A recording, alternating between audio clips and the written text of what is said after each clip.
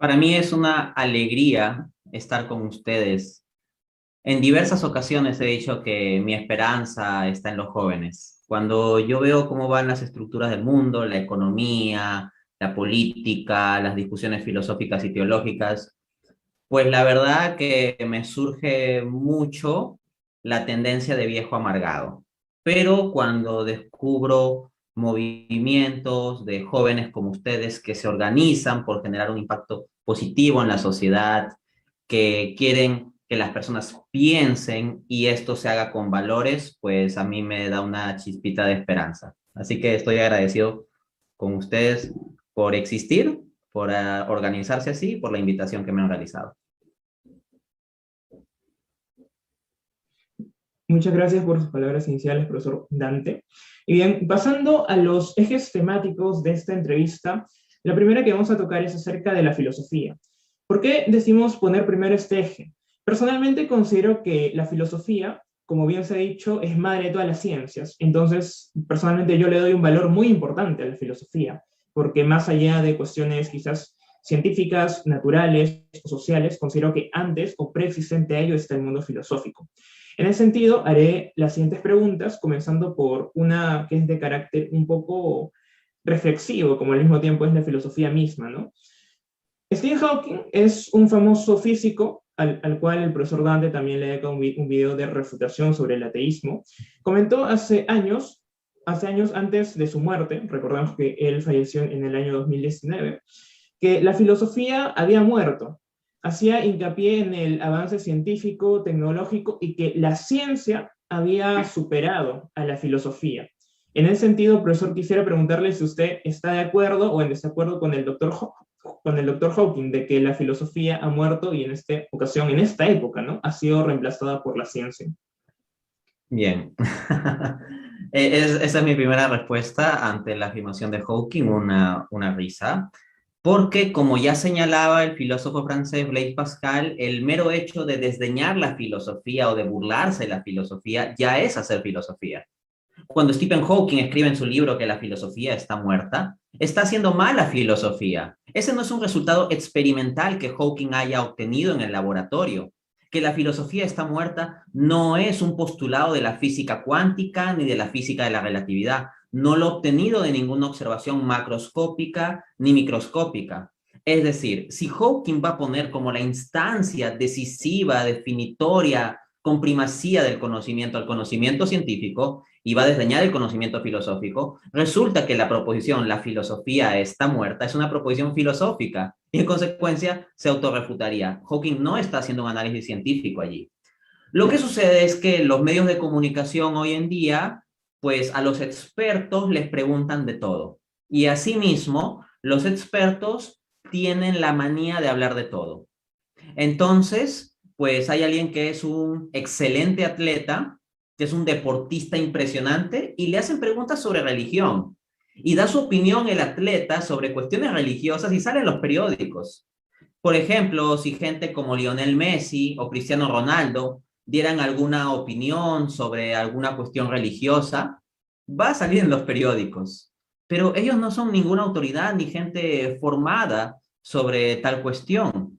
Asimismo, se da con el caso de científicos, que automáticamente, como a la ciencia se le da tanta importancia en nuestra sociedad, pues se le da cabida también a sus opiniones sobre arte, sobre estética, sobre deporte, sobre literatura y sobre filosofía y teología.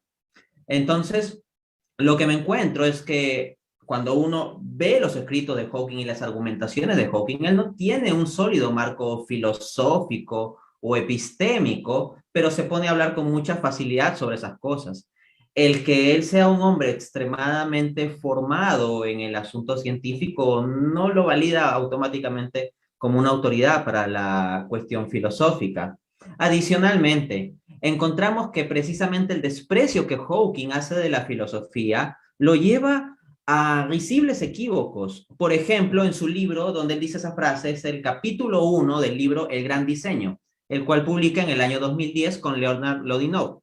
Pues bien, en el mismo libro, Hawking dice: porque existe una ley como la gravedad, el universo puede crearse a sí mismo desde la nada y lo hará. El punto es que proponer una autocreación de la nada es un absurdo. Claro que ahí Hawking lo que sucede es que está cayendo en una imprecisión conceptual, porque cuando él habla de nada, en lugar de ceñirse al correcto concepto filosófico como ausencia absoluta de ser, le llama nada al vacío cuántico. Y resulta que ni siquiera el vacío cuántico llega a ser una explicación suficiente porque todavía podemos preguntar, ¿qué es lo que inició el vacío cuántico? Es decir, si se quiere explicar el inicio del universo, apelando a que surgió de un vacío cuántico, todavía queda la pregunta de dónde surgió ese vacío cuántico. Y uno dirá, no, es que ese vacío cuántico no surgió, es eterno, siempre estuvo allí. Sin embargo, tal afirmación no sería plausible a la luz de la ciencia. De hecho, los físicos Anthony Aguirre y John Kenayas, en un artículo publicado en una revista científica de física en el 2013, dicen que no sería viable un modelo en que tendríamos una estructura cuántica que esté eternamente sin hacer nada y de repente opere dando lugar al universo. Entonces, ya las conceptualizaciones de Hawking se vuelven implausibles allí. Al mismo tiempo, querer poner a competir a la ciencia y a la filosofía es en ocasiones para ciertos propósitos tan absurdo como poner a competir a un mono y a un pez respecto a su habilidad para trepar árboles. Lo que sucede es que hay ciertas cuestiones que aborda la filosofía que no son el marco de la ciencia y ciertas cuestiones que aborda la ciencia que no es el marco de la filosofía. Entonces, compararlos automáticamente, pues es una ingenuidad, por decirlo menos. Por poner un ejemplo, la ciencia no se encarga de decirte el sentido de la vida. La pregunta, ¿cuál es el sentido de la vida? No es una pregunta de por sí científica. Y la respuesta a la pregunta, ¿cuál es el sentido de la vida? No es que te lo dé las ciencias. Examinando cosas con telescopios o microscopios o construyendo modelos matemáticos como los de Hawking, no vas a obtener sin más la respuesta de cuál es el sentido de la vida. La cuestión del sentido de la vida y la dilucidación de la respuesta a tal cuestión es una cuestión filosófica. Ahora bien, yo no digo que la ciencia no funcione porque no responde a la cuestión del sentido de la vida. Es que simplemente la ciencia no se ocupa de eso. Pues análogamente como yo no desdeño a la ciencia porque no responde a la cuestión del sentido de la vida, sino que entiendo que la ciencia opera bien en sus límites, Hawking debería entender que hay un marco distinto, un rango epistémico distinto de la filosofía. Y su ignorancia en filosofía lo lleva precisamente a no entender tal distinción. Excelente, profesor Dante. Y siguiendo con la respuesta, por ejemplo, usted estaba comentando de que actualmente en este mundo, es como que un poco parlanchín, ¿no? Todo el mundo opina de todo y al final como que no se entiende en sí lo que se opina. Entonces esto me lleva al origen del por qué pasa esto. Y mientras usted está respondiendo, yo estaba pensando, ¿acaso esta será una consecuencia, lo que decía Hawking y lo que menciona usted, de un extremo cientificismo? O sea, el creer que la ciencia lo puede todo en este mundo, o por el contrario, sería una consecuencia, por alguna manera decirlo, de una filosofía extrema o llevada a sus extremos, como es la cuestión del posmodernismo, ¿no? Porque como bien sabe actualmente, muchas veces se dice que vivimos en realidad en un mundo posmoderno, en el que no importan los hechos, sino más las interpretaciones y lo que hay, hay un gran relativismo moral. Entonces, en ese sentido, usted más o menos ubica, ¿por qué ubica que pasa esto? ¿A causa de qué? ¿De un extremo cientificismo, de una extrema filosofía llevada hasta sus límites con el posmodernismo? ¿Cuál sería la causa que usted ubica en este mundo, en este mundo parlanchín, como estaba comentando hace un momento? Voy a mostrar mis cartas y decirlo de frente. Puedo justificar cada cosa que digo, aunque el tiempo para hacerlo sí va a ser limitado. Así que lo lanzaré de frente. Mi visión sobre esta cuestión es, en resumidas cuentas, la siguiente. En la Edad Media, lo que nosotros tenemos es una síntesis entre fe y razón. Entonces, la filosofía piensa en términos de una síntesis entre fe y razón y por lo tanto hay que pensar racionalmente sobre Dios, sobre el alma, sobre el sentido de la vida, sobre las virtudes morales, sobre los valores. Entonces no estaba dejado a la arbitrariedad o preferencia de cada uno, sino que había que tener esto dentro de un armazón racional. Luego, en la época moderna, la filosofía moderna va a desdeñar tal tradición escolástica y va a centrarse en una razón que desdeña la fe, que deja de lado la fe. De hecho, el propio Immanuel Kant, que puede considerarse como el más influyente de los filósofos modernos o el culmen o centro de la filosofía moderna con todas sus equívocos y herejías combinados, Kant dice en la crítica a la razón pura que tuve que dejar de lado la fe, perdón, tuve que dejar de lado la razón para dar espacio a la fe. Eso es lo que explica Kant. Entonces, en Kant ya no hay una síntesis armónica de fe y razón, sino una dicotomía, una separación. Y en la visión de Kant, la razón simplemente sirve para examinar el mundo fenoménico, el mundo de lo que actual o potencialmente podemos ver y tocar. En cambio, el mundo nouménico, el mundo de lo trascendente, de la cosa en sí, de la sustancia del ser, de Dios, del alma, del libre albedrío, de la eternidad, etcétera, para Kant, pues queda fuera del análisis racional. Entonces, ya eso nos va a llevar a lo siguiente, que Kant, como es un hombre de fe, proclama que Dios existe. O sea, dice que hay valores morales y que hay libre albedrío, pero es porque es un hombre de fe. Pero, ¿qué va a pasar cuando, siguiendo el mismo marco kantiano, haya personas que no tengan fe y que tomen ese marco? Pues bien, eso sucedió. ¿Saben quién se confesaba kantiano? Arthur Schopenhauer. Arthur Schopenhauer se confesaba como profundamente kantiano.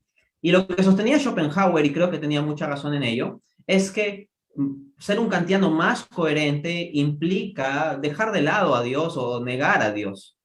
Porque claro, si uno es un filósofo y se va a ocupar de lo racional y todo lo que tenga que ver con Dios ya no está en una instancia racional, simplemente déjalo fuera del marco de referencia o niégalo, ¿no? Entonces ya tenemos una filosofía que se guía por la razón, pero habiendo escupido sobre la fe, negándose a la posibilidad de la fe. Es posible las distintas operaciones, o perdón, las distintas exploraciones racionales, siempre y cuando no te metas al terreno de la fe, porque ese terreno es irracional por definición, según el prejuicio de la filosofía moderna. Luego, esa hipercrítica de la razón contra la fe, eventualmente la razón comienza a hacérsela a sí misma. La razón comienza a cuestionarse a sí misma más fuertemente, especialmente desde Kant en adelante, y la razón se vuelve loca. La razón sin la fe se vuelve loca. Y la hipertrofia de la razón, en que la razón renuncia a sí misma, y la filosofía dice, ya no hay verdad, no hay verdad objetiva, no hay una racionalidad vinculante, no hay una única lógica, etcétera, no hay una única ética, es la posmodernidad. Entonces, el resumen del proceso sería: Edad Media, síntesis de fe y razón. Edad Moderna, filosofía racional, pero escupiendo sobre la fe, rechazando la fe. Y esa razón sin la fe eventualmente se vuelve loca, y la modernidad devendrá en posmodernidad. Y eso es lo que tenemos hoy en día. Aunque interesantemente el relativismo es muy selectivo, porque en nuestra sociedad nosotros somos extremadamente relativistas para cualquier cuestión moral. En lo que sea moral, ahí sí somos muy relativistas. Especialmente en lo que se refiere a moral sexual. O sea, de entre todos los ámbitos de moral, la moral sexual es la que más se relativiza de todas. Y luego, en cuestión religiosa, también la gente es extremadamente relativista. Cada uno tiene su opinión, cada uno tiene su fe. Todas las religiones son iguales, al final todas llevan a Dios. Entonces, en preferencias también somos sumamente relativistas. En política, al mismo tiempo, bueno, la gente tiene sus distintas elecciones, estamos en una democracia, cada uno puede votar, cada uno puede opinar, cada uno puede fundar un partido. Pero cuando se trata de ciencia, nuestra sociedad en general, no todos, pero gran parte, la mayoría es dogmático. O sea, la gente sigue atribuyéndole una validez fortísima a la ciencia, pero relativiza todo lo demás, lo cual es una inconsistencia en la cual suele caer la gente no informada. Pero si uno va a las facultades de filosofía y a los que hacen doctorados en epistemología, en filosofía de la ciencia, no ven a la ciencia como un absoluto. La tendencia mayoritaria entre los grandes académicos de la epistemología es más bien ver a la ciencia como altamente relativizada, como altamente influenciada por sesgos y coyunturas históricas y sociológicas o juicios epistémicos implícitos o cosas por el estilo. Basta revisar a autores como Thomas Kuhn, Imre Lakatos, Paul Feyerabend para tomar nota de esto. Entonces, profesor, en base a lo que usted ha dicho, ¿podríamos concluir que la filosofía occidental está en pleno apogeo de crisis? Porque, por ejemplo, ¿no? en China o en la filosofía oriental en general, no se ve tanto este campo de crisis, porque justamente ahí no impera una religión, o sí, una religión muy influyente como en Occidente es el judeocristianismo. ¿Usted cree que la filosofía occidental, estando en crisis, se puede reponer en base a una vuelta a la fe? ¿O cuáles serían sus apreciaciones al respecto? Sí, yo lo diría así de frente, ¿no? Es decir, en la filosofía occidental lo que hemos encontrado es que la razón se vuelve loca y se suicida, se mata a sí misma, deviniendo en posmodernidad porque ha renunciado a la fe. Si la razón quiere volver a ser racional, tiene que retomar la fe. Así es. O como mínimo la apertura a la fe. El rechazo dogmático de la fe es un límite de la filosofía. O sea, yo no digo necesariamente que la filosofía por dogma tenga que comprometerse con la fe, pero tampoco debe suceder que la filosofía por dogma rechace la fe y diga, no, solo podemos hacer filosofía si es que asumimos un ateísmo o un agnosticismo. No, lo que tiene que hacer la filosofía es estar abierta a esta cuestión e ir explorando. Y precisamente como tengo la convicción clara y justificada de que las proposiciones de fe son verdad, una filosofía genuinamente abierta a la cuestión de la fe y que genuinamente comience a investigar y explorar, bien volverá a tales proposiciones, digamos, de forma libre. Yo creo que podríamos denominar también este periodo como un tipo de arrogancia de la razón, si es que se me permitiese un poco ese término, ¿no? En cómo se ha llevado la razón a sus extremos. Esto es algo que también mencionaba usted en su entrevista con Miklos Lukács, si es que no me equivoco, cuando hablaron acerca de la fe y razón. Y siguiendo ya para finalizar este eje temático, bueno, es conocido que usted es un tomista por excelencia. Cualquiera que siga su trabajo académico se dará cuenta de ello. Sin embargo, aquí quisiera que nos pueda precisar el por qué es tomista, una pequeña síntesis, porque hay otras preguntas en cuestión, ¿no? Y al mismo tiempo, la antítesis, ¿cuál es la filosofía o la corriente que menos le agrada en ese sentido y por qué? Filosóficamente soy tomista porque en el tomismo, es decir, el marco filosófico propugnado por Santo Tomás de Aquino en obras como la Suma Teológica o la Suma contra Gentiles, he encontrado la mayor profundidad, he encontrado gran amplitud, trata múltiples temas sobre ontología, epistemología, ética, antropología filosófica, filosofía política, etcétera. He encontrado un carácter sistemático alucinante. Pocos filósofos son tan sistemáticos como Aquino. Hay gente que se cree tan racional, y el filósofo que más admira es Friedrich Nietzsche. Friedrich Nietzsche es el más asistemático de los filósofos. Dice, no, yo soy ateo porque he leído a Nietzsche. Dice, oye, ¿en qué parte de toda su obra Nietzsche presenta siquiera un solo argumento para mostrar que Dios no existe? Nietzsche no da ni un solo argumento. De hecho, Nietzsche rara vez desarrolla argumentos. Lo que pasa con la filosofía de Nietzsche es que Nietzsche es un escritor genial. O sea, para mí Nietzsche es un escritor de primera y un filósofo de tercera o de quinta. Pero como escritor es absolutamente genial. Y los análisis psicológicos e introspectivos que realiza Nietzsche me parecen muy fuertes en el sentido de que impactan psicológicamente al lector. Pero yo encuentro que la fuerza del pensamiento de Nietzsche es sobre todo una fuerza emocional. Nietzsche no está desarrollando argumentos, silogismos, justificando proposiciones. Léete una obra de Nietzsche como La Gaia Ciencia o El Hacía los Zaratustra, etc. Y luego léete la Suma Teológica. Tú podrás estar de acuerdo o no con Santo Tomás de Aquino, pero tienes que reconocer que no hay filósofo que sea más sistemático. Santo Tomás para cada tema lo divide en subtemas.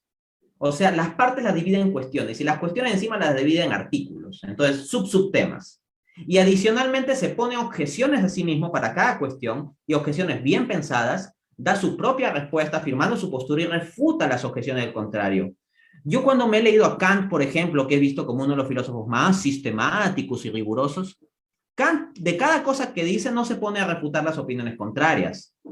En diversas ocasiones interactúa con opiniones contrarias, pero no es sistemático en a cada rato, por cada cuestión, refutar las visiones contrarias o plantearse objeciones a sí mismo. Santo Tomás sí lo hace. No he visto en toda la historia de la filosofía alguien que sea más sistemático y más riguroso en plantearse objeciones a sí mismo y responderlas que Santo Tomás. al mismo tiempo, cuando hablo de la profundidad de su filosofía, voy a la cuestión de que va al fondo de todo. Esto es Dios.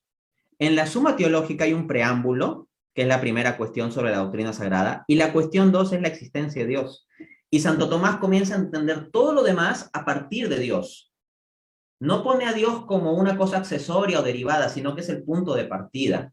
Y efectivamente es la forma más coherente de comprender las cosas, porque si Dios existe, entonces hay una instancia fundante del ser desde la cual hay que entender todo lo demás, porque todo se deriva de ahí, y la mejor forma de entender todo sería así, partiendo de la existencia de Dios, la cual habría que garantizar primero, demostrar primero, como bien hace Santo Tomás con las 5 vías, y luego proseguir. Ahora, si Dios no existe, entonces ya no hay un parámetro para la racionalidad, en realidad. Todo deviene en el absurdo. Y esto sí lo reconocía Nietzsche en su poema El Loco, en el aforismo 125, La Gaia Ciencia. El propio Nietzsche dice, hemos matado a Dios, nosotros lo hemos matado, Dios ha muerto, pero también dice, ¿acaso ya existe un arriba y un abajo? ¿Hacia dónde girará la Tierra por el vacío del espacio infinito? O sea, el propio Nietzsche entiende que ya no hay una escala objetiva de valores que Dios, si es que Dios no existe. Claro que lo que Nietzsche dirá es que el superhombre puede autoconstruir sus propios valores, pero el superhombre me parece una cuestión de mitología, a decir verdad. Luego, ¿cuál es el marco filosófico que menos me gusta? Esta es una cuestión de preferencias, ¿no? El que menos me gusta, si hablamos de gustos, es el positivismo lógico, o sea, la filosofía analítica en la vertiente positivismo lógico. Lo primero que yo he mencionado en mi valoración de Santo Tomás es su profundidad, porque Santo Tomás habla de las cuestiones del sentido de la vida, del destino del hombre, del origen, de la existencia de Dios. En cambio, el positivismo lógico simplemente dice, todas esas cuestiones son puros juegos de lenguaje que son absurdos. Y esos juegos de lenguaje que no tienen sentido no son parte de la filosofía. Entonces, lo que es más importante de la filosofía, aquello a lo que más se requiere que dé respuesta a la filosofía, el positivismo lógico dice, no, es que eso son proposiciones sin sentido, no podemos dilucidarlas, ni bien el caso que las dilucidemos. Entonces, en cierto modo, veo al positivismo lógico, a la filosofía analítica, bajo la vertiente positivismo lógico, como la negación misma de la filosofía, el renunciar a la filosofía. De ahí que eventualmente se venga a decir que la filosofía simplemente se ocupa del análisis del lenguaje. Hay filósofos de esa vertiente que dicen eso en línea con ciertas frases de Wittgenstein. Y eso debería dar vergüenza. O sea, decir, la filosofía simplemente se dedica al análisis del lenguaje. Es como que yo diga, yo de Urbina nomás me dedico a trapear el piso y dejarlo limpio para que la gente ahí camine. Y quien va a caminar es la ciencia. Y nosotros simplemente le limpiamos el piso. Es una tontería, la verdad, reducir la filosofía a eso. La verdad me pareció una respuesta... yo pensé que me iba a decir o la filosofía marxista o la filosofía liberal, personalmente, pero me sorprendió con la respuesta del positivismo. Lo que pasa es que el marxismo y el liberalismo son rangos de filosofía política. Entonces, en cuestión de filosofía política, yo estoy muy opuesto a ellos. No obstante, para mí la batalla fundamental es en el campo ontológico, ¿no? Y el positivismo lógico sí me da cólera en términos de gustos porque ellos ni siquiera quieren entrar a ese debate, simplemente dicen, ese debate es absurdo, ¿no? Como dijo Capitán Perú, no se pregunta por el ser, con mayúscula.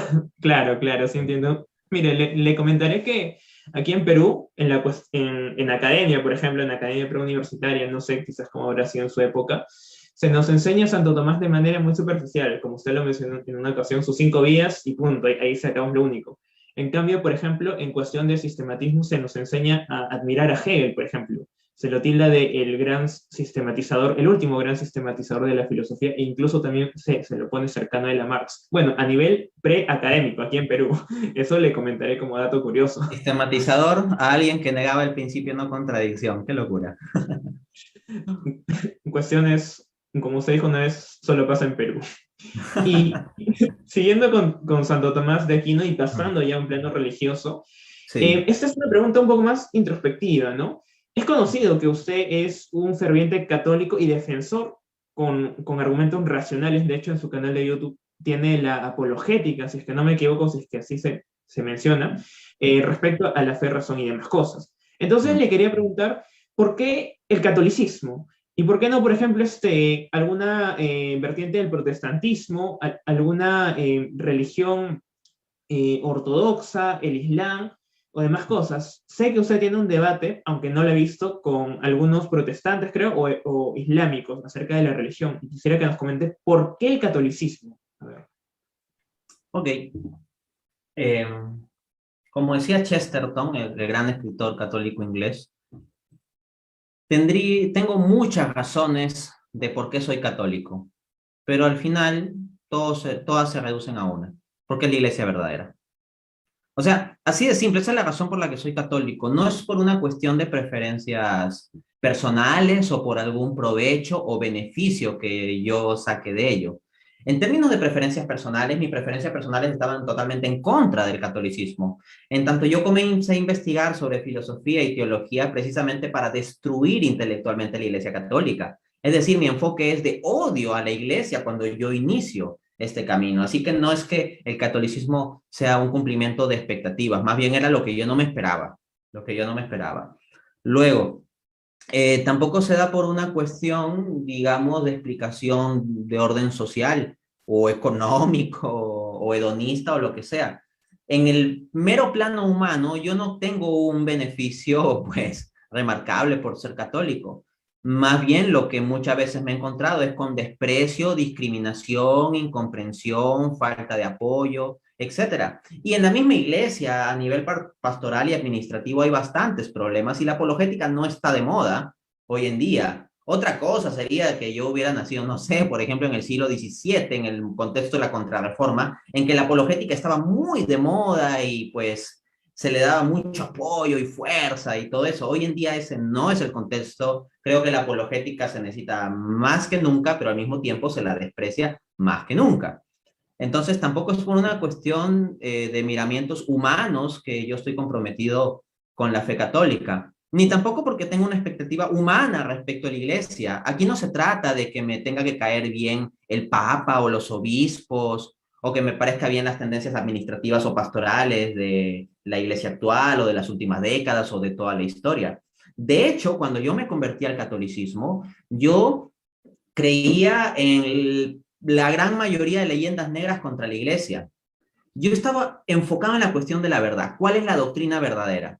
No tanto en la conducta de los que creían en esa doctrina. No quería distraerme con el asunto de la conducta de tal o cual, sino simplemente determinar lo que es verdad. Claro que desarrollar mis argumentos específicos de por qué considero que el catolicismo es verdad sería muy amplio como respuesta a la cuestión. Por eso simplemente lo detallo de forma personal, como experiencia. Más adelante, sí, en mi trabajo público estaré ya desarrollando mis argumentos más específicos de por qué sí el catolicismo y no el protestantismo. Pero en cuanto al Islam, pues está disponible mi debate en YouTube, Cristianismo versus Islam, ¿cuál es la religión verdadera? En que debatí contra el presidente de la Asociación Islámica de Sufismo en el Perú. Entonces ahí ustedes pueden ver mis argumentos. Tengo mi publicado en Amazon mi libro ¿Cuál es la religión verdadera? Demostración racional de en cuál Dios se ha revelado. Ahí pueden ver mis argumentos positivos a favor del cristianismo y mi refutación de propuestas religiosas alternativas como el judaísmo, el islam, el budismo y el hinduismo. Algo similar estaré haciendo más adelante, publicando un libro sobre catolicismo y respondiendo a las principales objeciones y perspectivas de, digamos, movimientos cristianos alternativos como la Iglesia Ortodoxa, el protestantismo con diversas denominaciones y asimismo movimientos que son propiamente sectas como Testigos de Jehová, Adventistas y Mormones. Entonces, como digo, siguiendo a Chesterton, si yo creo en la Iglesia Católica es porque he llegado a la firme convicción, primero intelectual y luego espiritual, de que allí está la plenitud de la verdad, que es la Iglesia de Jesucristo.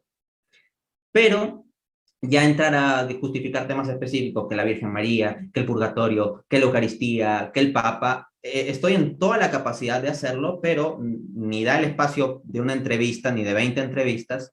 Y adicionalmente al presente en mi trabajo público todavía no me estoy enfocando en ello. Será más adelante. Pero de argumentos, tengo toneladas de argumentos bíblicos y patrísticos sobre cada uno de esos tópicos.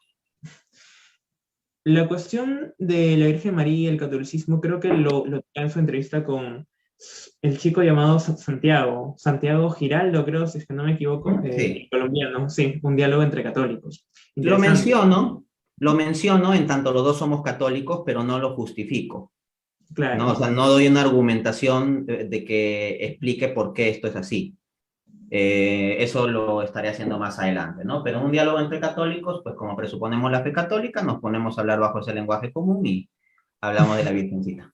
Yo creo que fue una de las entrevistas más interesantes en crítica al marxismo desde el catolicismo, desde mi perspectiva, ¿no?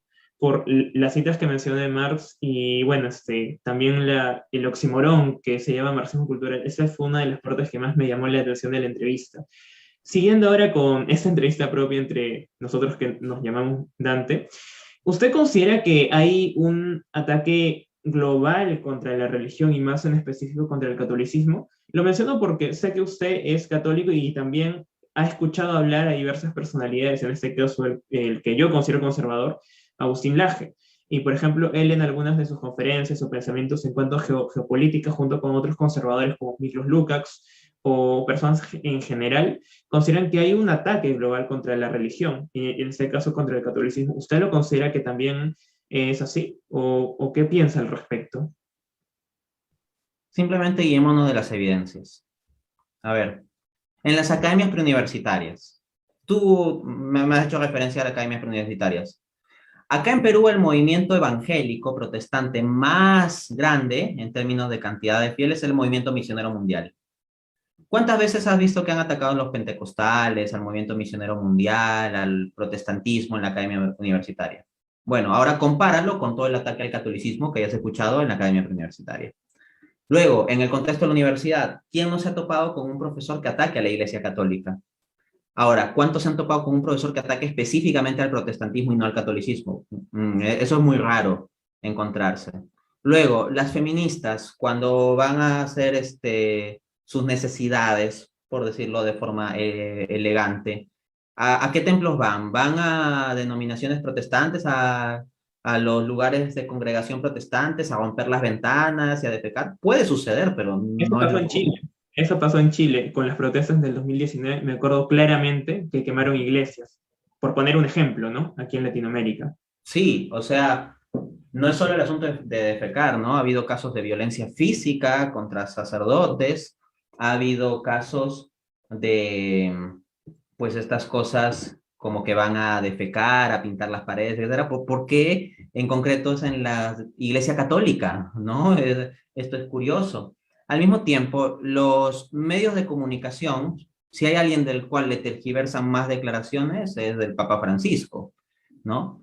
El Papa Francisco ya de por sí no es muy preciso en su lenguaje teológico, así que ya con eso no ayuda mucho. Pero encima que no suele ser tan preciso como si lo era, por ejemplo, Max Ratzinger, que era un teólogo sistemático, o Juan Pablo II, que era muy filósofo, pero ya Francisco, digo, no es tan preciso y los medios de comunicación, pues, ya lo elevan esto a la potencia enésima, ¿no? Entonces, Francisco a veces puede decir una frase inocente, pero que se puede interpretar en un mal sentido, pero ya los medios de comunicación automáticamente interpretan como el mal sentido, o a la interpretación del mal sentido lo ponen como si fueran sus palabras textuales y comienzan a ponerlo en los titulares y ¡pum! Comienza a volar la noticia. No veo que hagan de forma similar cuando pastores protestantes, por ejemplo, hacen declaraciones desafortunadas. Y créanme que hay múltiples declaraciones desafortunadas de pastores protestantes. Luego, hay cosas que entre los miembros de la jerarquía pasan y que están muy mal y que son horribles, pero al mismo tiempo yo veo una asimetría. Cuando hay un escándalo por algún sacerdote católico, incluso si el sacerdote no es muy conocido, se lo hace conocido en todo el país o a veces a nivel internacional. Pero en cambio, si hay un escándalo con un pastor protestante, porque créanme que hay escándalos ahí también y hay estadísticas y son perfectamente comparables con los casos católicos y uno puede analizar las proporciones, no voy a entrar a detalle a eso, pero simplemente apuntar que las ocasiones en las cuales se hace conocido un escándalo de un pastor protestante es cuando el pastor protestante ya es conocido. En cambio, a un sacerdote que no es conocido y sucede un escándalo, a ese se lo hace conocer a todo el mundo en función del escándalo. Al mismo tiempo, en los medios de comunicación, todos los días se atacan las perspectivas, valores y tradiciones católicas. Hay una constante burla a ello. Entonces me encuentro con instancias de ataque en las universidades, en las academias universitarias, por parte de los feministas. La Iglesia Católica se ha plantado firme en muchos temas morales y los gobiernos no han tenido problema con darle la espalda y votan en contra. O sea, si la Iglesia Católica fuese la institución más poderosa del mundo, ¿por qué es que en la gran mayoría de países se legalizan cosas que la Iglesia Católica dice que no se deberían legalizar? Si supuestamente la Iglesia tiene el poder, ¿no? Entonces sí, lo que yo me encuentro es con un ataque sistemático. Y de otro lado, no es común que la gran mayoría de creyentes católicos se la pasen atacando al protestantismo. La mayoría de creyentes católicos son tibios y ni les interesa su fe, a decir verdad. Pero en el contexto de América Latina, por ejemplo, sí se siembra mucho anticatolicismo en denominaciones protestantes. No digo que todos los protestantes sean así, pero es absolutamente innegable que en múltiples denominaciones desde el púlpito se habla mucho en contra del catolicismo de forma continua. En cambio, yo me he encontrado rarísimas veces que en una homilía de un sacerdote en misa se habla en contra del protestantismo. Entonces yo creo que las evidencias son claras sobre este punto.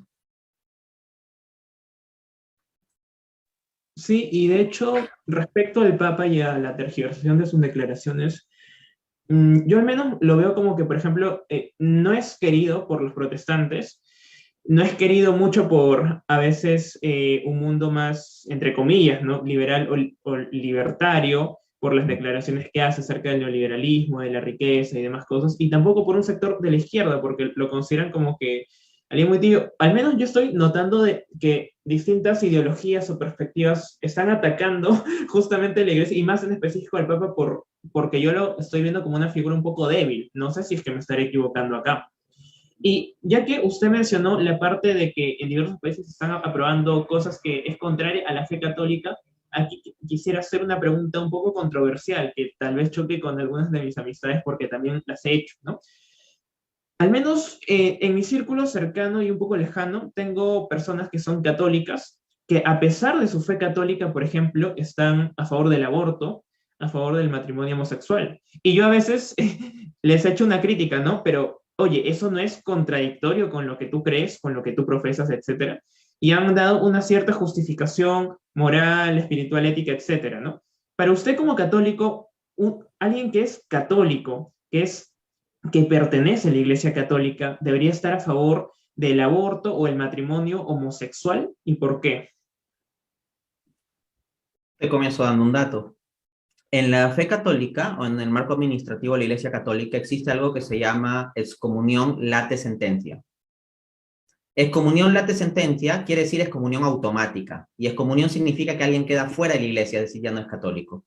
Pues bien, una de las cosas que establece el derecho canónico es que si alguna persona contribuye con un aborto, ¿no?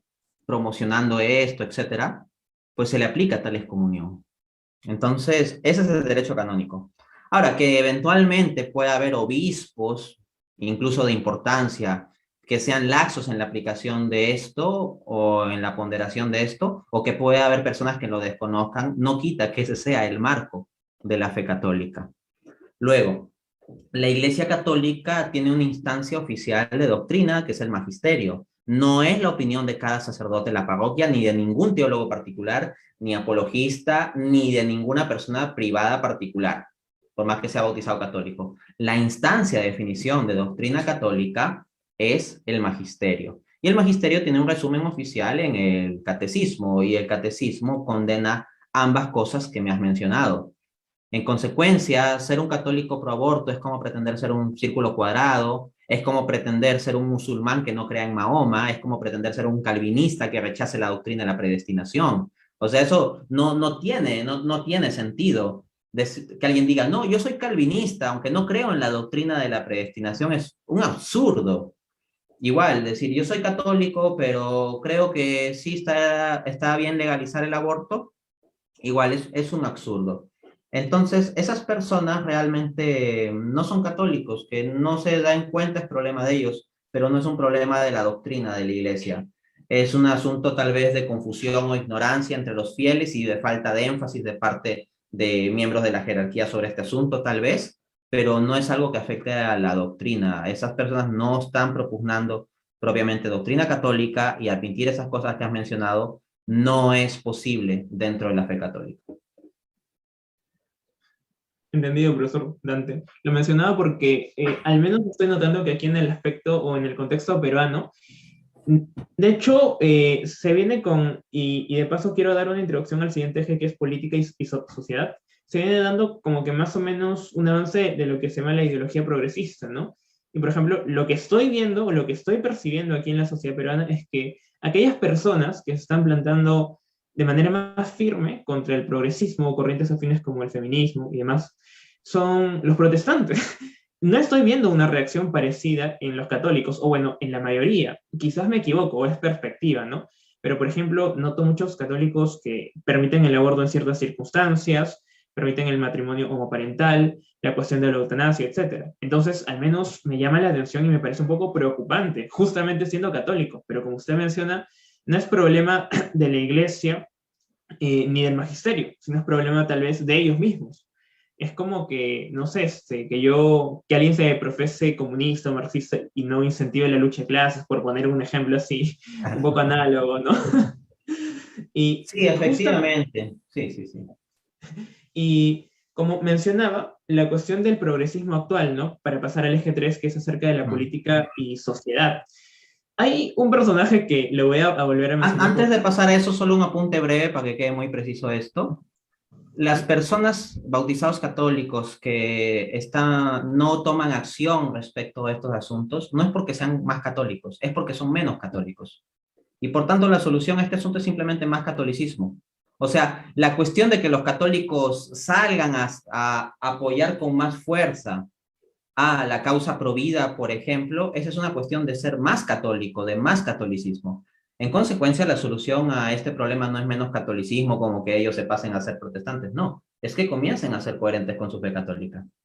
Bueno, pasamos al siguiente eje. Sí, porque es esta frase de con mis hijos no te metas, que se hizo muy famosa en el 2017, creo que usted le recordará, fue impulsada principalmente por protestantes, no por católicos. Yo en ese tiempo era muy inocente para distinguir y pensé que, o sea, todo el mundo creyente estaba ahí.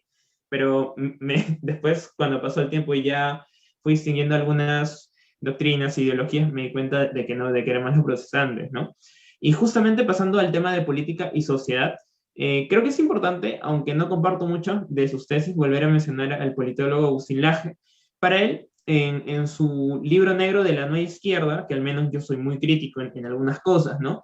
Es el principal ideólogo y promotor acerca de lo que se llama, o el concepto, mejor dicho, de ideología de género, que actualmente está en boga en países de Latinoamérica, de Europa, que esto trae consigo la cuestión del aborto, el matrimonio homosexual, como diría quizás Márquez en el segundo capítulo, la homosexualización de la sociedad, etcétera, ¿no? ¿Usted considera que existe la llamada ideología de género? Personalmente, y aquí quizás podamos chocar un poco, ¿no? Yo considero que no por algunas cosas, y a usted lo escuché decir en la entrevista con Santiago Giraldo que sí, pero no escuché un fundamento. Me gustaría escucharlo y quizás generar un tipo de plática respecto a este tema que es muy controversial. Bien, básicamente, cuando tú tienes un término compuesto como ideología de género, requieres una definición de estas instancias. Y hay debate filosófico sobre la definición del término ideología. Entonces, yo creo que la cuestión puede pasar un poco por ahí, porque hay distintas acepciones de ideología. Por ejemplo, la metodología de Laje o Márquez es tomar tal acepción de ideología, luego dicen que se cumple en esta cuestión del género, que hay un movimiento que está propugnando esto y por lo tanto que existe. Yo podría análogamente tomar algún diccionario, alguna enciclopedia, sacar una definición de ideología y decir, sí, en consecuencia esto lo aplico al género y existe. Pero eh, eso puede ser discutible en el sentido de que, bueno, va otra persona a otro diccionario, va a otra enciclopedia, va a otra fuente, o hay mucho debate filosófico sobre la definición de ideología.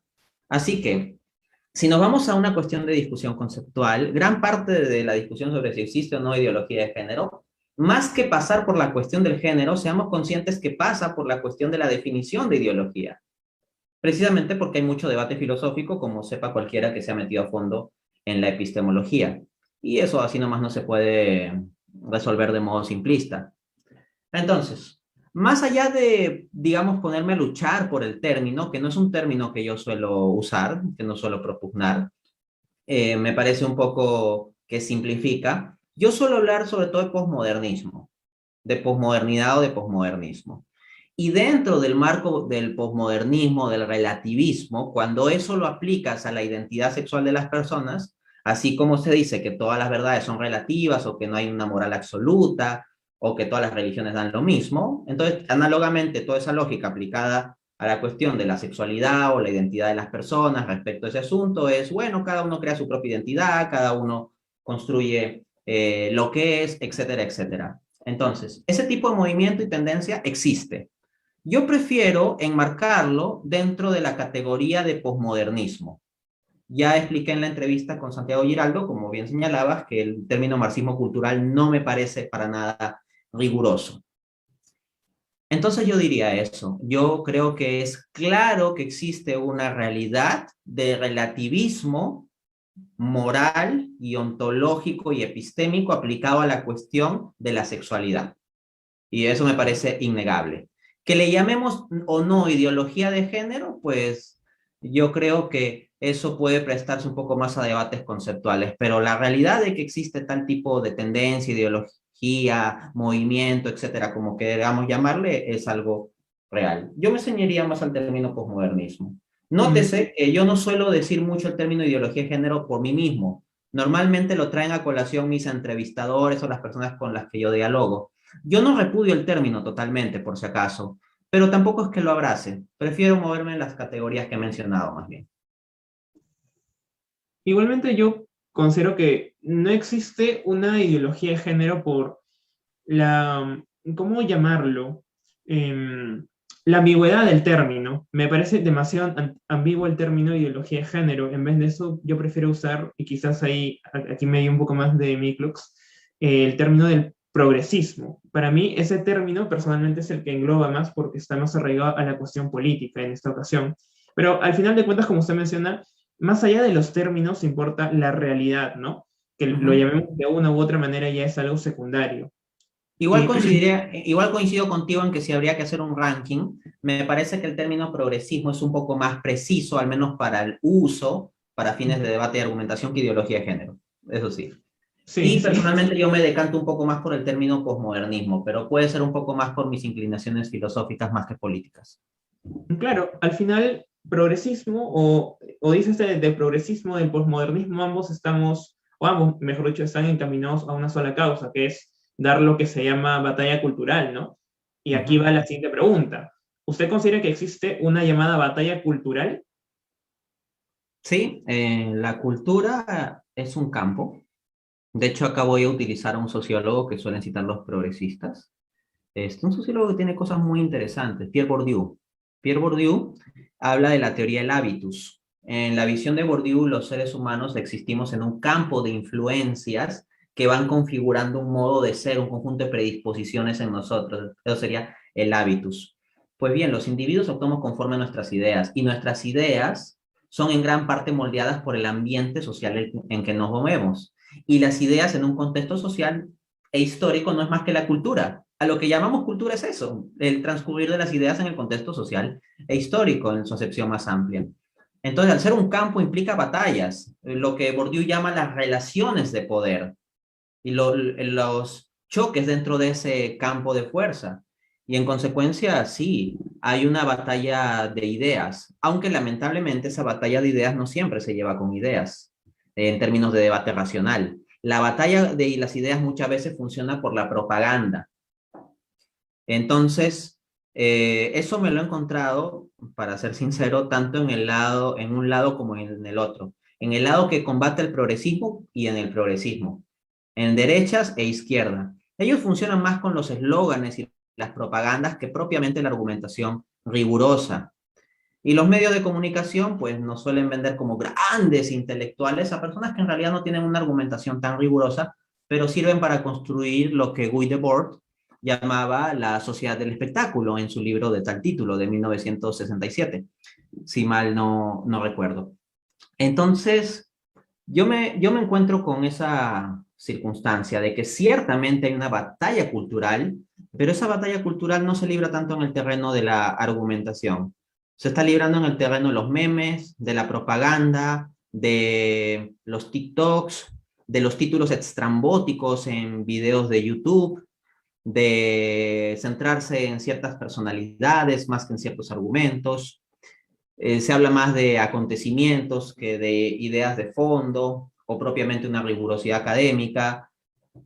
Entonces, la batalla de las ideas se está dando por medio de armas que no son la argumentación. Claro que en mi caso yo procuro ceñirme al ámbito de la argumentación racional, lo cual implica que como no soy parte de la sociedad del espectáculo, entonces no voy a tener los espacios propios de la sociedad del espectáculo.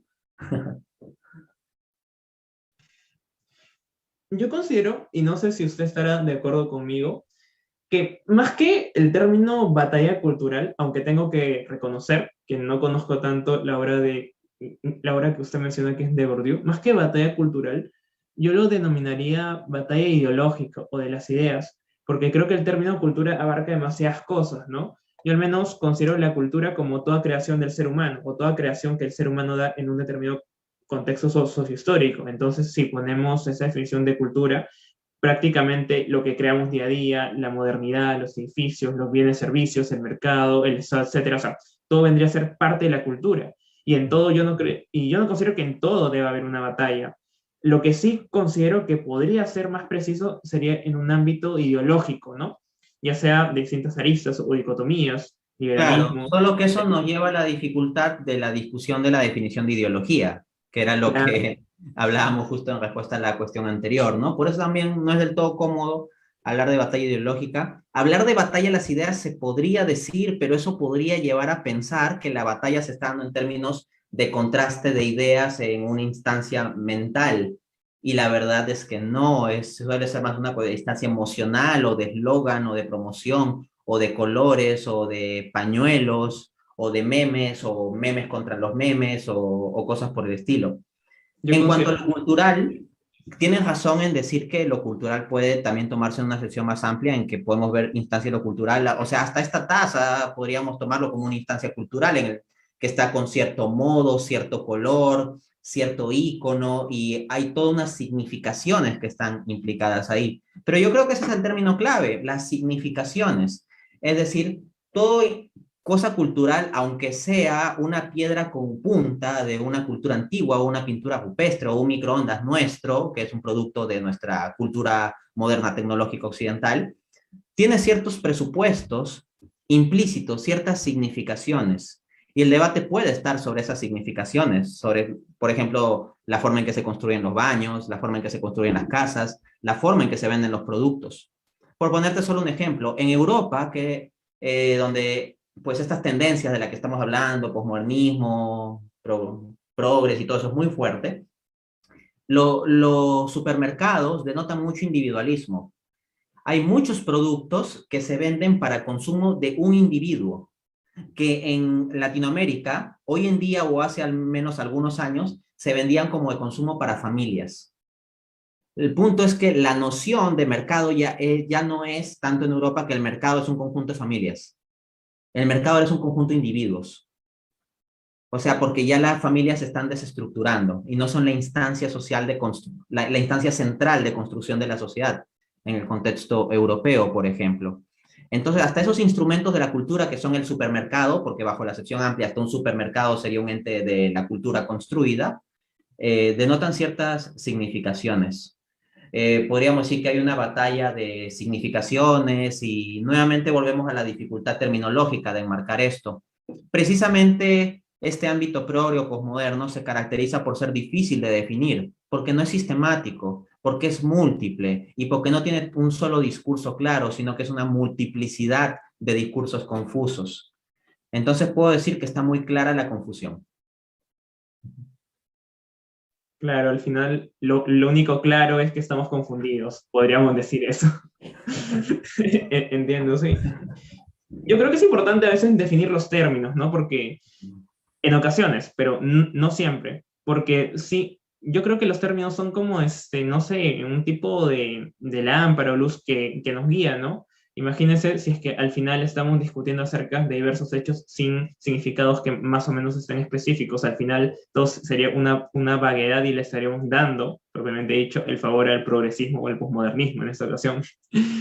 Y Creo que ahora, es una buena analogía y desde ya te manifiesto, me está gustando esta entrevista, me siento contento, me siento cómodo de poder tener una interacción inteligente.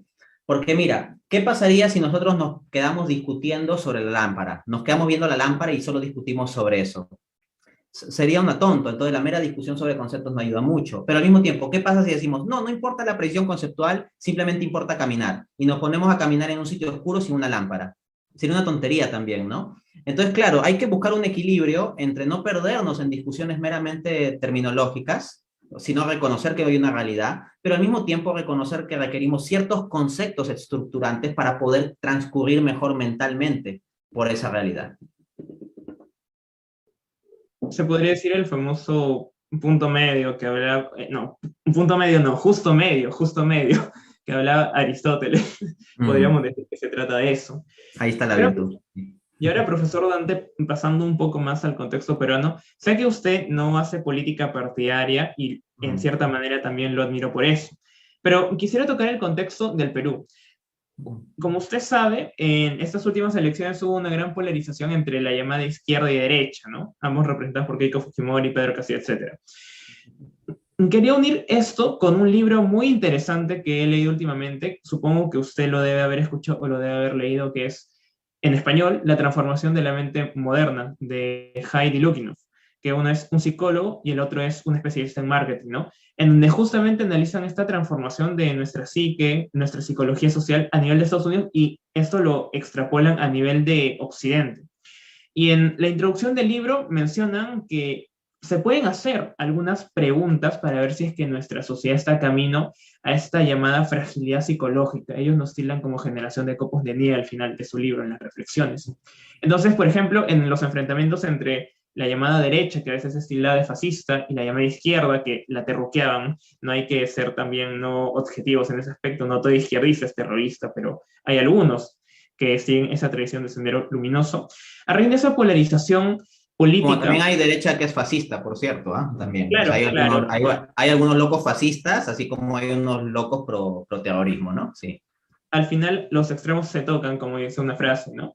Entonces, hay una pregunta que me llama mucho la atención en la introducción del libro, que se decía que si tu país está pasando por una gran polarización política, deberíamos de preocuparnos porque es una de las señales que estamos camino a cierta fragilidad psicológica, a cierta fragilidad de psicología social. Entonces, por ejemplo, se vio un antiizquierdismo contra un antifujimorismo y de alguna manera se despreció al otro.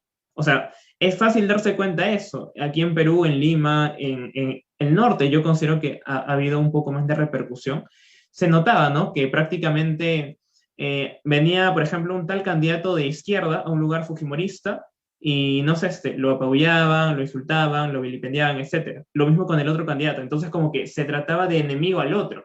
Y esto se unía a una gran polarización, a una un poco fragilidad psicológica o tensión política psicológica que está en ese momento. Entonces yo quisiera preguntarle si usted considera que a raíz de esto la sociedad peruana se acerca cada vez más a una mayor polarización y esto podría devenir en otras crisis.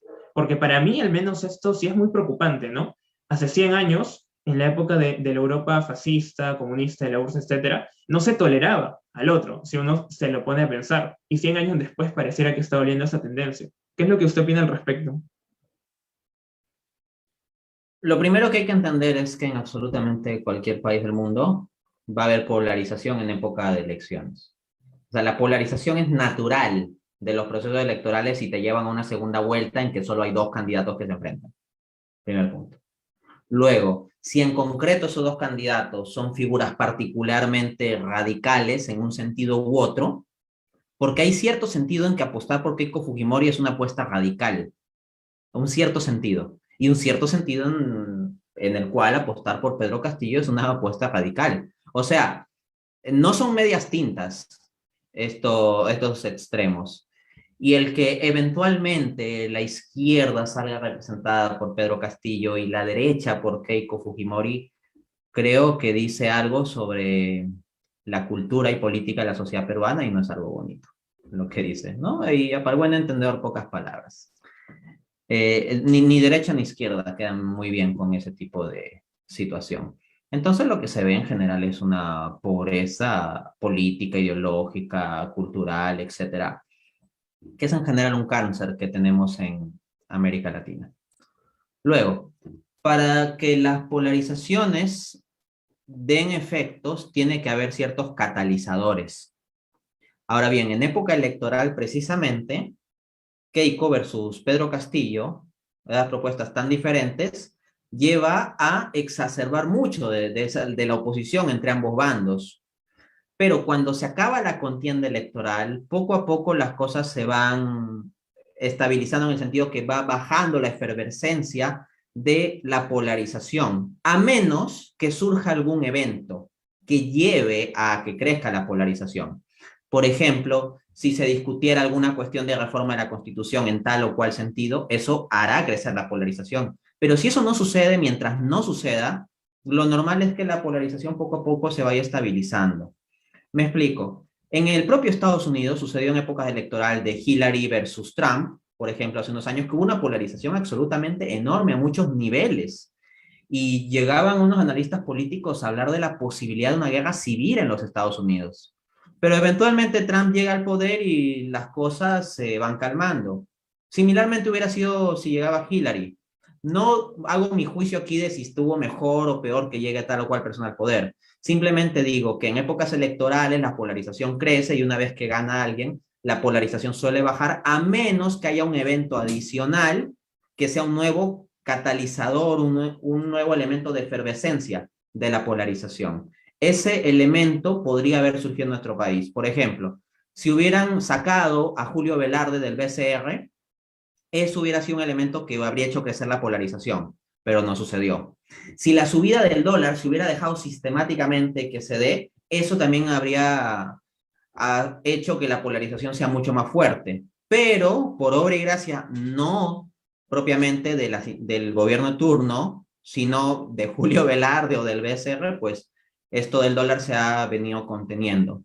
Entonces, lo que yo te puedo decir es, hay ambiente para que una polarización creciente en nuestro país desemboque en algo negativo, pero eso no se va a dar automáticamente. Mientras no haya un catalizador suficientemente fuerte y específico para ello, la polarización no tendría por qué crecer, más bien se estabilizará. Yo creo que ese catalizador es el tema de la nueva constitución, personalmente, porque Claro, aquí por eso actualmente, digo que depende de si mañana se discute eso. O sea, basta que digan, mañana discutimos eso y la polarización va a crecer un montón. Mientras se deje para un futuro indefinido, pues la cosa se mantendrá relativamente estable. de hecho, el tema de la nueva constitución yo considero que puede ser ese catalizador. ¿Por qué? Porque si bien vino desde promesa de campaña, actualmente continúa, ¿no? Yo al menos que estoy un poco más metido en estas cuestiones, personalmente, yo estoy en contra del cambio y apoyo la recolección de firmas, aunque eso no significa que sea partidario del statu quo, ¿no? Mm. Y estoy viendo, al menos, por ejemplo, cómo yo diría todos los sectores de las izquierdas en esta ocasión se han juntado para avalar este cambio de constitución versus los demás sectores, ya sea centro, centro derecha, derecha, conservador, liberal, etcétera, ¿no?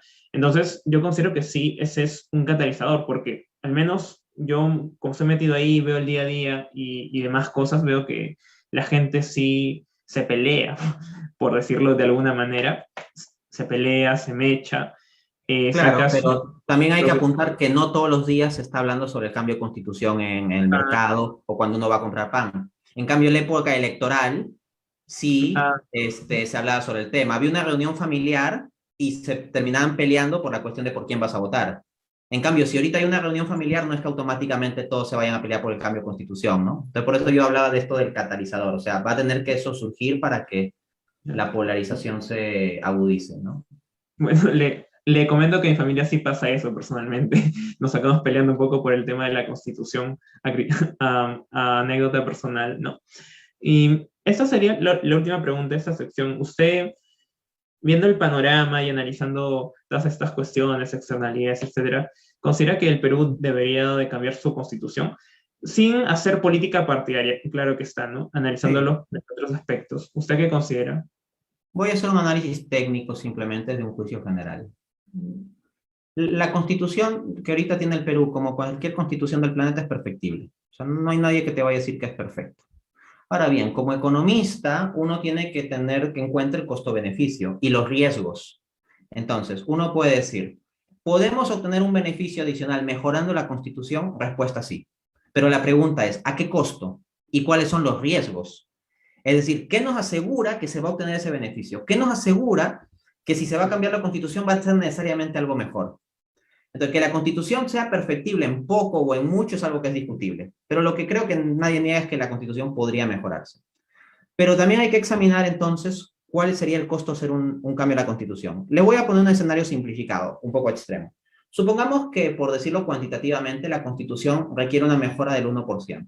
Nada más. O sea, es perfectible, pero requiere una mejora del 1%. Bueno, suponte que haces una asamblea para poner en cuestión toda la Constitución y que potencialmente pueda cambiar cualquier cosa de la Constitución, y el beneficio que puedes obtener es que mejore ese 1%, pero pones en juego el 100%. No suena muy razonable la apuesta. O sea, puede haber un beneficio de cambiar la Constitución, pero los altos costos y sobre todo los riesgos implicados en ello hay que tenerlos en cuenta. Si un partido quiere impulsar un cambio de constitución, tiene que ser un partido que tenga una ideología muy clara, con ideas muy claras en política económica, en temas jurídicos, morales, internacionales, etcétera.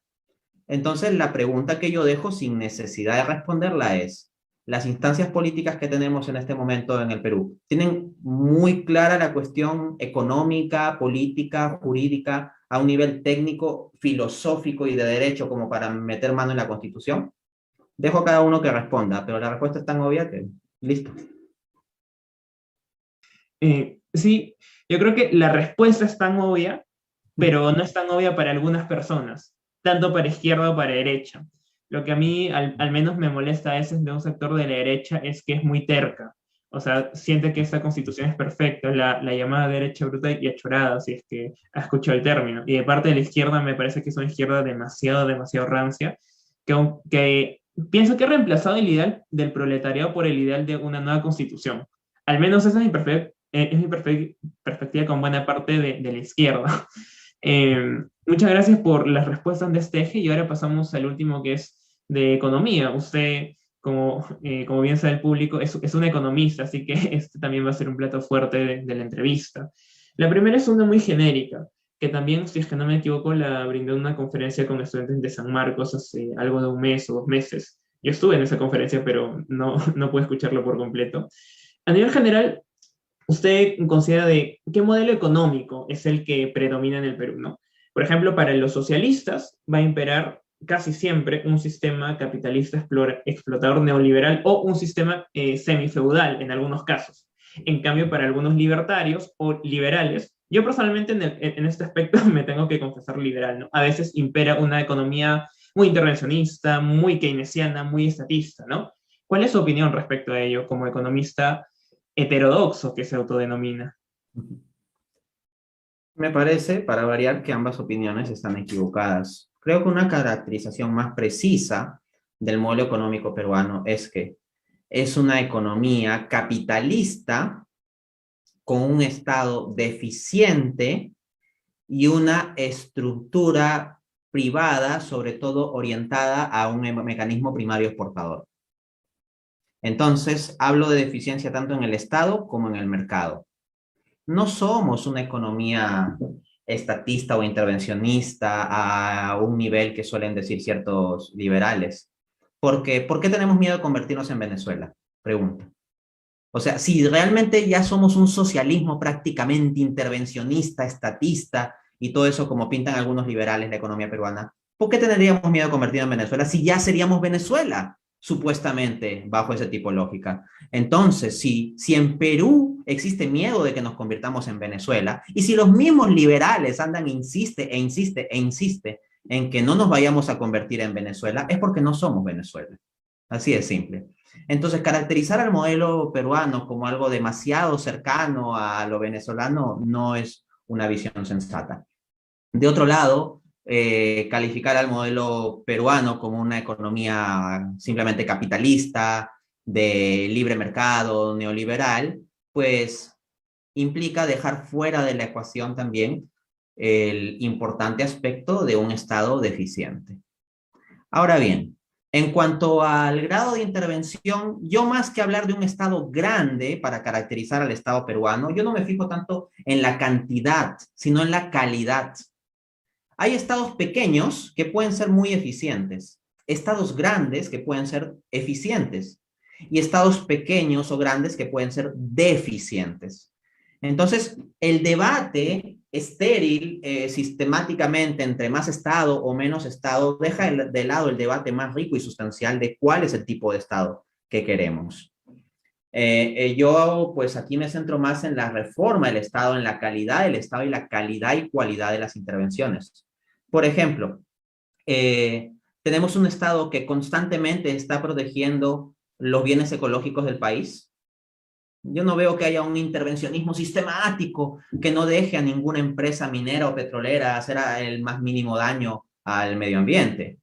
Existen regulaciones, pero ¿sabes qué? Si tú comparas las regulaciones y la implementación de regulaciones medioambientales en el sector minero que hay en el Perú, lo comparas con lo que sucede en Chile o con lo que sucede en Australia se puede decir que hay mucho más intervencionismo respecto de proteger lo ecológico en el sector minero. Y Australia no la calificaríamos normalmente como una economía socialista o intervencionista. Entonces, para mí lo principal es la calidad de las intervenciones. Y lo que yo me encuentro es que el Estado peruano tiene una muy baja calidad de intervenciones. Una intervención de 10% de Estado peruano y de 10% del Estado de Singapur no va a dar el mismo resultado porque son de distinta calidad. El Estado de Singapur es mucho más transparente, ordenado y eficiente. Entonces, el verdadero debate pasa por allí. De otro lado, nuestro modelo económico en gran parte lo podemos caracterizar como primario exportador. Perú depende fuertemente de sus exportaciones y en las exportaciones el 60% de nuestras exportaciones son del sector minero. Así de simple. Y eso depende de precios internacionales que nosotros no controlamos. Entonces estamos insertados en el mercado global con un modelo primario exportador porque no generamos mayor valor agregado. Y a las empresas extractivas privadas les interesa eso. Venir, extraer, llevarse ganancias, llenarse los bolsillos. Y eso no nos está trayendo desarrollo. Entonces creo que tanto la estructura económica privada deficiente como la estructura estatal deficiente confluyen en la determinación del subdesarrollo que tenemos en Perú. Precisamente por eso suelo desdeñar discursos simplones como de algunos libertarios que simplemente quieren explicar el problema de América Latina como que todo fue la culpa de los gobiernos populistas. Y al mismo tiempo desdeño el discurso de marxistas que dicen que todo el problema de América Latina es por causa de los empresarios capitalistas, ¿no? O del imperialismo yanqui, etcétera. En realidad, el problema de América Latina es multidimensional y tiene que ver con estas deficiencias serias en lo privado y en lo público. Sí comparto su opinión en esta ocasión, en un sentido de que, eh, al menos por el entorno académico intelectual en el que me desenvuelvo en plena universidad en este momento, creo que muchos socialistas tienen una mala lectura de las lecturas libertarias o liberales, y al mismo tiempo muchos liberales, y bueno, en esta ocasión hago una autocrítica, ¿no?, de la corriente que sigo, muchas veces tienen una nula o muy mala interpretación del marxismo o de los socialismos en general. ¿Por qué lo menciono? Porque en ese círculo de liberales en el que yo estoy a veces, por ejemplo, y esto es algo que no me gusta, critico mucho, ¿no? Dicen, el problema se va a solucionar solamente con menos Estado, o simplemente aumentando la libertad económica, o simplemente haciendo esta reforma y ya. Pero entrando un poco más en ámbito de ciencias sociales, uno se puede dar cuenta de que en realidad el problema no es, es como decía Mises aquí, no hay una relación funcional, o sea, no es que A cause B necesariamente, sino que es multicausal, hay varias cosas.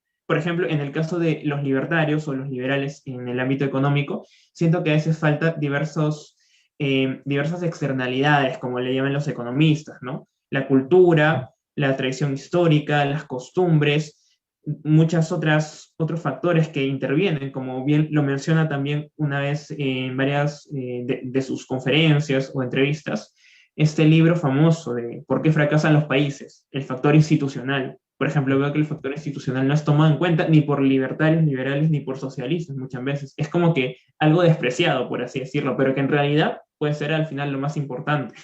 Al menos esa es mi lectura, ¿no? Yo a pesar de que sí soy, más que contrario, diría escéptico del Estado, al menos así me definiría en ese aspecto, tengo que hacer esa autocrítica y también observación. Eh, y, y de paso, con esta cuestión de las interpretaciones marxistas de parte de los liberales o libertarios, Marx menciona también, y esto es algo que usted lo conoce porque lo ha comentado en su Das Kapital, en su Capital, le da un factor, una importancia mayor a la estructura, en este caso a la ecuación económica, las relaciones sociales de producción, las fuerzas productivas, etcétera, ¿no? Y a pesar de que a muchos libertarios les disguste Marx, yo creo, y quisiera hacer su opinión acá, de que Marx acierta en darle una gran importancia a la economía para la sociedad.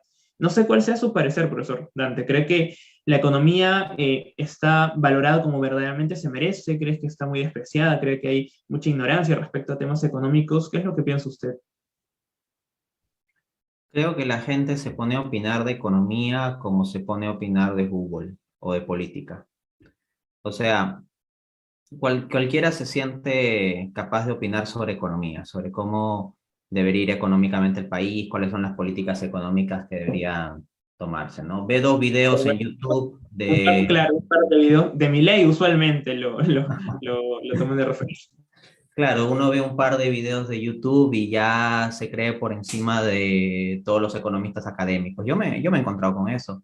He dialogado con personas que no han leído libros de Keynes, por ejemplo, pero me dicen que saben más de keynesianismo que yo.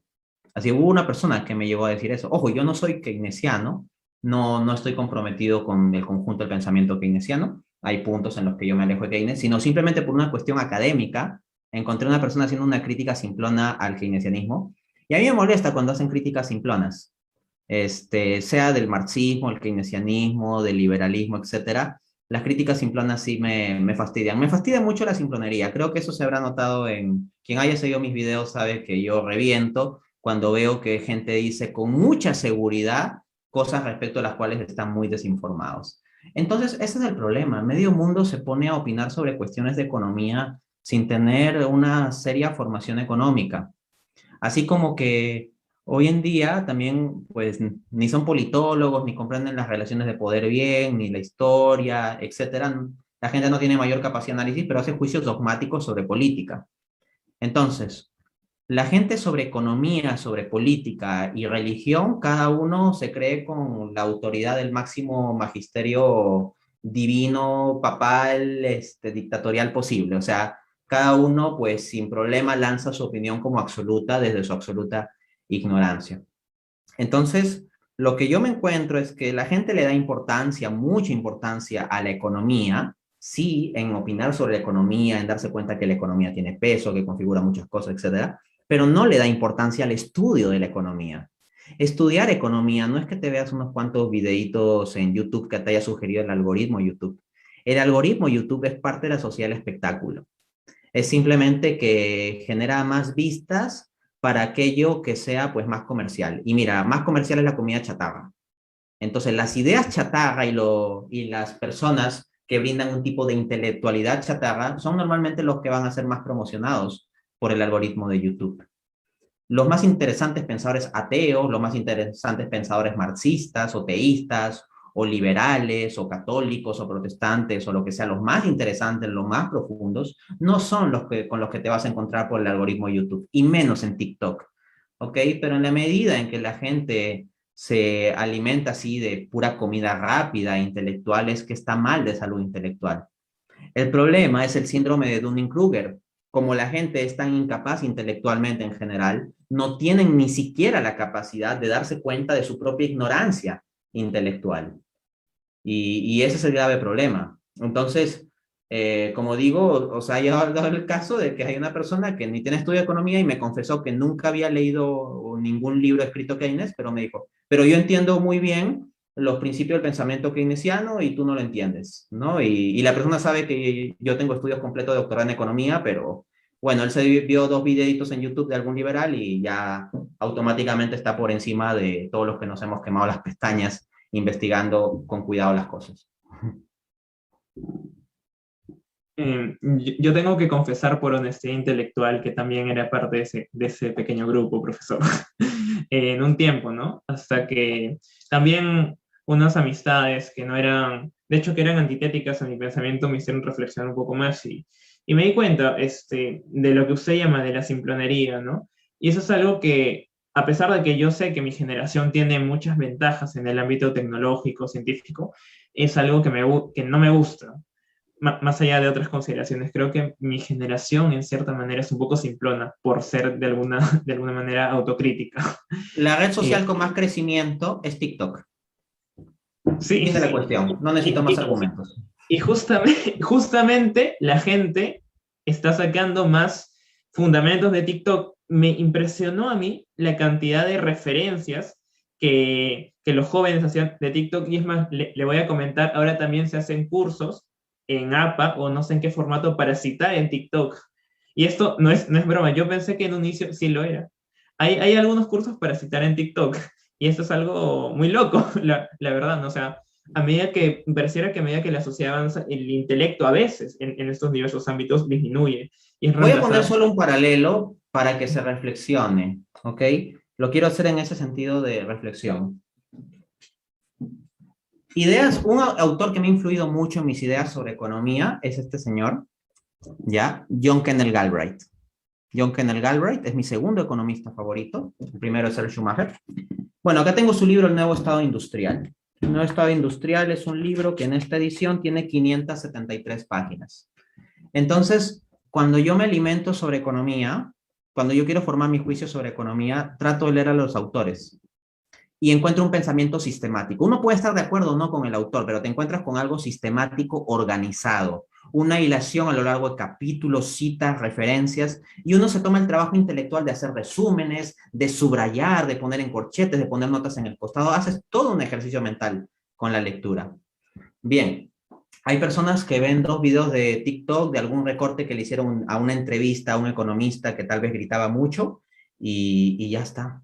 Y entonces comienzan a configurar juicios económicos con un dogmatismo que llama mucho la atención. Y uno dirá, no, pues es que Dante es economista, pero similarmente a como he mostrado el libro de Galbraith, o sea, podría hacer referencia a, no sé, en derecho me he leído a Kelsen, en sociología me he leído a Durkheim, a Emil Durkheim, Max Weber, etcétera. O sea, uno tiene que tratar de ir a leer a los autores. Y si uno no profundiza realmente en la base de conocimiento, entonces debe estar más atento a profundizar en lugar de afirmar dogmáticamente cosas por videos de TikTok. O sea, la gente puede hablar más fuerte en la medida en que se haya formado e informado más fuerte. Lo que tenemos hoy en día es que los que se informan más fuertemente no tienen mucha tribuna porque no son de mucho espectáculo. A la televisión, al TikTok y al algoritmo de YouTube no les interesa mucho la intelectualidad sólida. Y entonces las personas están con la cabeza más vacía y hablando más alto. Y las personas que muchas veces se forman más sobre el asunto no hablan o no suelen tener tanto espacio o tanto alcance.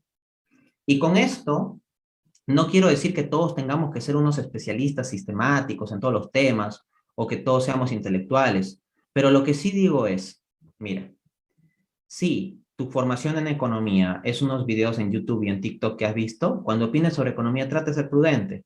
O sea, trata de tener en cuenta que hay personas que se forman más a fondo en este asunto y estate más abierto a escuchar en lugar de automáticamente ponerles adjetivos. Hay mucha gente que me mete adjetivos encima y que no es que se haya formado a fondo. Hay personas que discrepan de mi postura y que han leído bastante también, eso sí, y ahí se da un diálogo intelectual más rico e interesante. A mí lo que me preocupa es cuando se habla con absoluta seguridad de cosas de las cuales se está absolutamente ignorante. Esa es la epidemia de nuestra sociedad del Internet, del TikTok.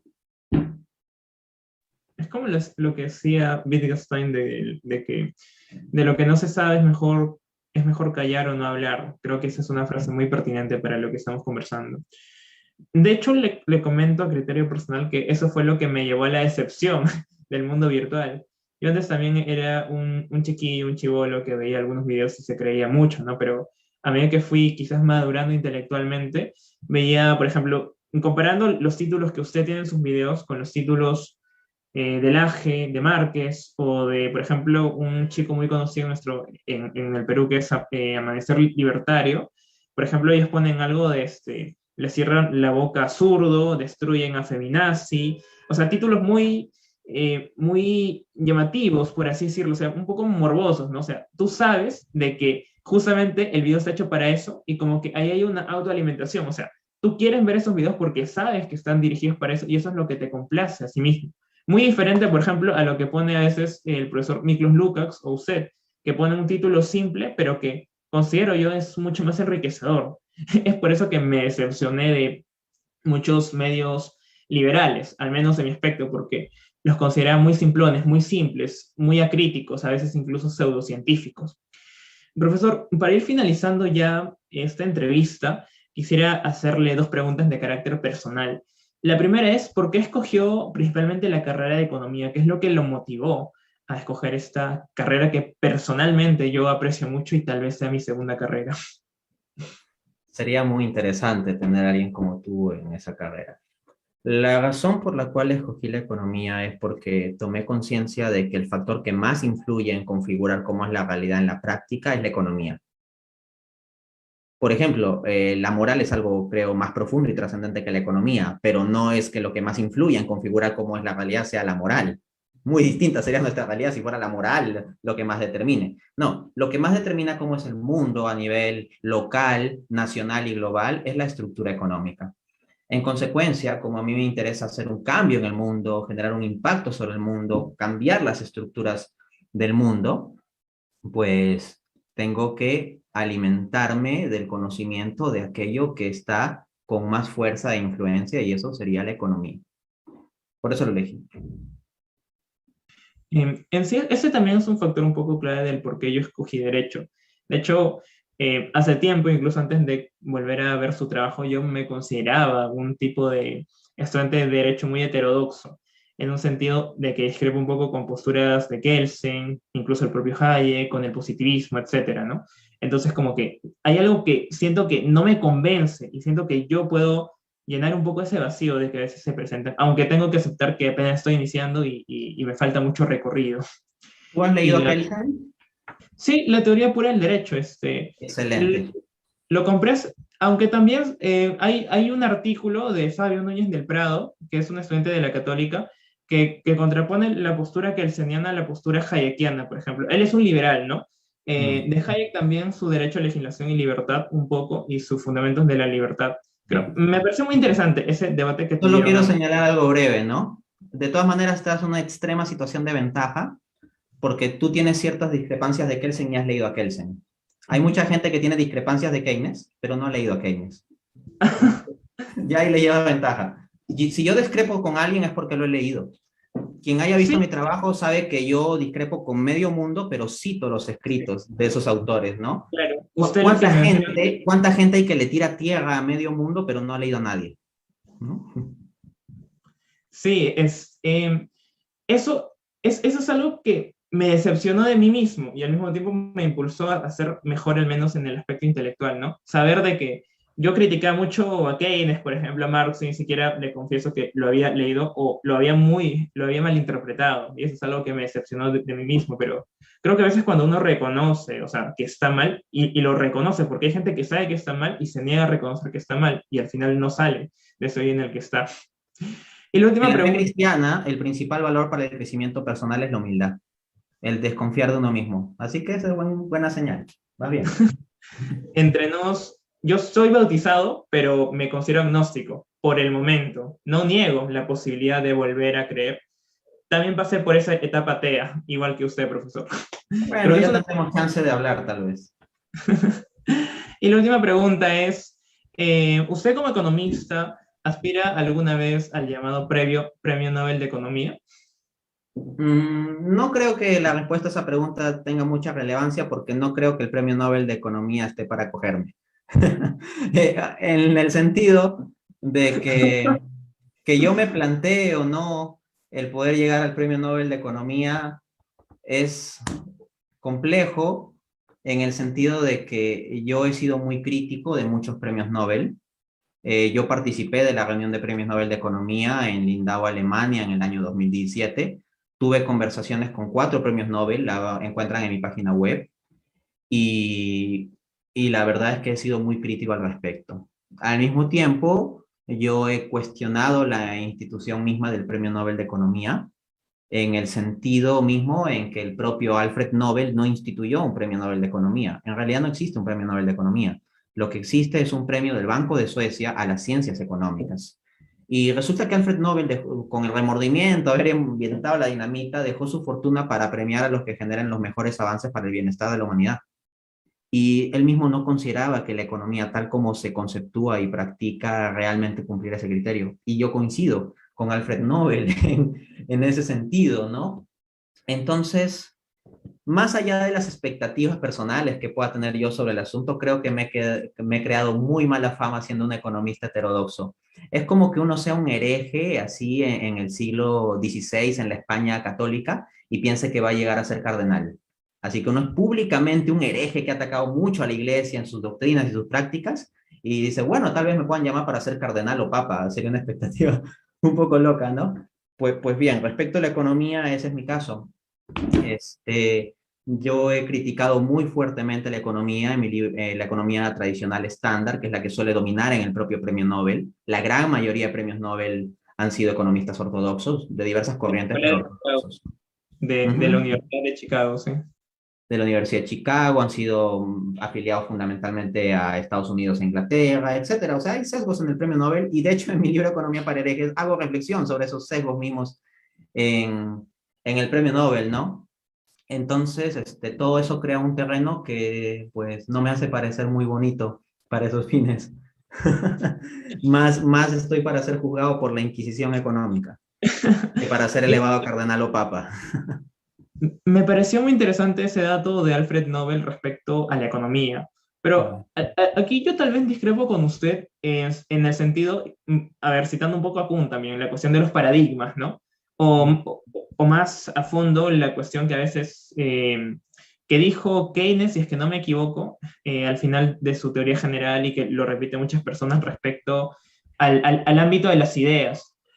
De hecho, yo como liberal, por ejemplo, tengo referente a Hayek personalmente, y él en sus Fundamentos de la Libertad menciona algo que me parece genial respecto a la opinión pública impulsada por el ámbito de las ideas. Y Kuhn también hace mención de esto, o lo podemos extrapolar al ámbito público, ¿no? El paradigma, o sea, la, la, el ámbito de las ideas, la opinión pública, el paradigma, tal vez, aunque aquí estoy jugando a futurismo y lo tengo que aceptar, tal vez de aquí en un corto plazo o mediano plazo se pueda cambiar la idea que se tiene sobre la economía ortodoxa o heterodoxa, porque usted mismo lo mencionó, ¿no? Yo me metí a la economía porque quería hacer algunos cambios desde mi perspectiva. Tal vez puede ser que haya una crecida de herejes, como usted lo quiere denominar en economía, y se puede llegar a cambiar esa opinión pública que se tiene. Porque al final creo que con acierta en esto de que a medida de que se avanza o se desarrollan las sociedades, se crean diversos paradigmas que reemplazan al anterior, ¿no? No digo que Kuhn esté acertado, sino que me parece una buena analogía aplicándolo a este aspecto. Es lo que yo opino.